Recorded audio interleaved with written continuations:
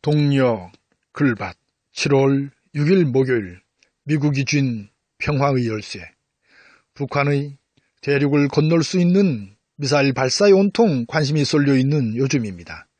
공공연히 미국에 보낸 선물이며 앞으로도 이런 선물 보따리를 자주 받게 될 것이라고 방송을 통하여 서슴없이 밝힙니다. 미국의 독립기념일인 7월 4일에 맞추어 써올린 그 의지에서도 읽을 수 있으니까요.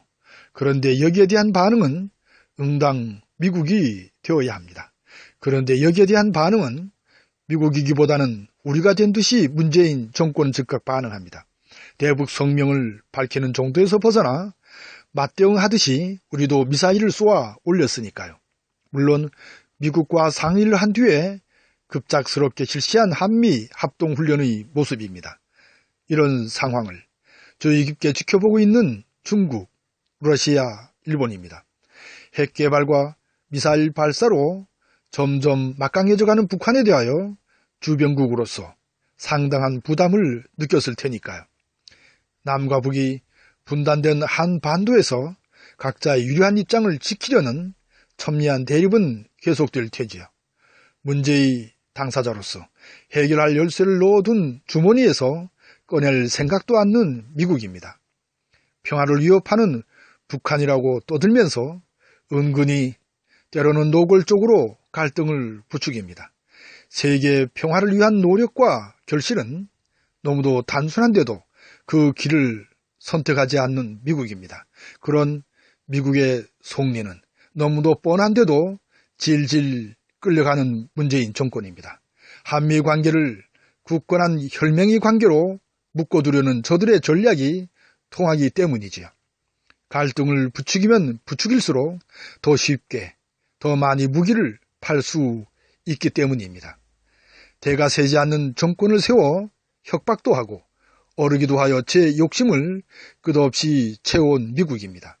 근 100년 가까이 해온 짓거리는 지금도 끊임없이 이어집니다. 자신의 욕심을 채우려는 수구 꼴통들과 미국의 이런 꼼수가 맞아 떨어졌기 때문에 가능했죠. 이제 이런 한미의 관계는 끝내야 합니다. 이제 이런 혈맹의 관계로 포장된 나라 간의 관계는 바르게 다시 세워져야 합니다. 혈맹의 추억은 어디까지나 추억일 뿐이니까요. 그 추억을 언제까지 들먹이면서 제 욕심만을 차릴 수는 결코 없기 때문입니다. 한반도 문제가 저들이 말하는 것처럼 그렇게 풀기 힘든 문제일까요?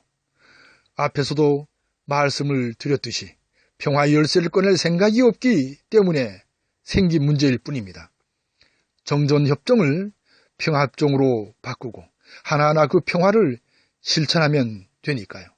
그러니까 있는 그대로의 북한을 인정하는 것에서부터 문제의 매듭을 풀어 나가야 합니다.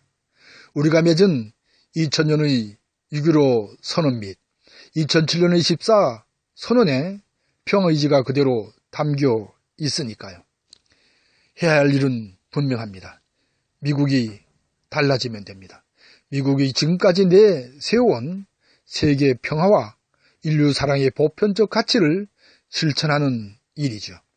따라서 1953년 10월 1일에 맺은 한미 상호 방위조약은 평등조약으로 다시 맺어야 합니다. 핵을 가진 나라만이 미국의 사슬에서 벗어날 수 있다는 이야기에서처럼 그런 미국에서 벗어나는 미국이기를, 문재인 정권이기를 간절히 빌어봅니다. 목요일 새벽을 이렇게 열어갑니다. 늘 고맙습니다.